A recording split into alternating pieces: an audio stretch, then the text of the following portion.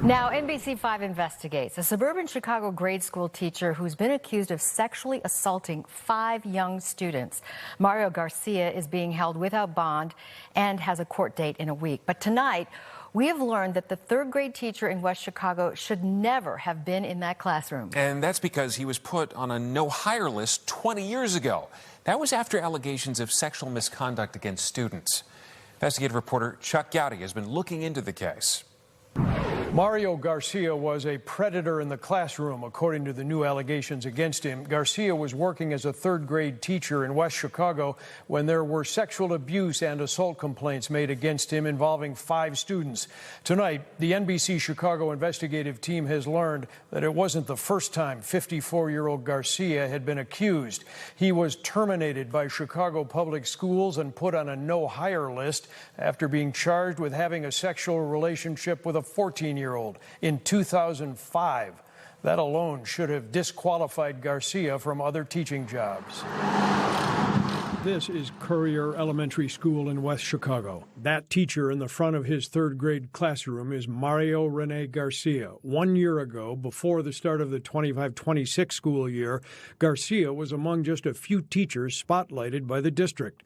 This month, the spotlight is on Garcia not for his teaching prowess, but for his arrest on 11 felony counts in DuPage County, including predatory criminal sexual assault, alleging Garcia victimized children younger than 13 from his position of trust as a teacher.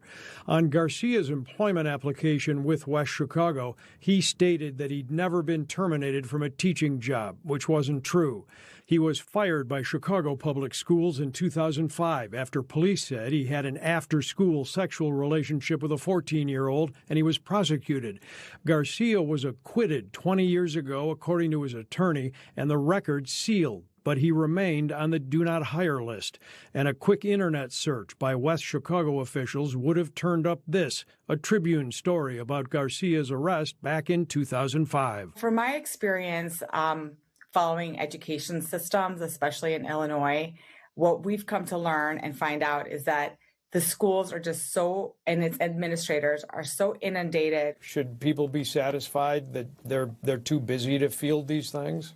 Absolutely not. If there's one sector that needs to prioritize the adults entering the buildings that are serving our schools and the educators and the overall system. And NBC5 Investigates also obtained Garcia's disciplinary file from CPS under the Freedom of Information Act. Had West Chicago school officials examined this file before Garcia was hired, they would have seen an investigative memo dated August 2nd, 2005, citing a mother who had intercepted a sexually explicit email conversation with Garcia, and that a school counselor interviewed the student, noting Mr. Garcia had engaged in sexual intercourse after school in his classroom on 2 separate occasions.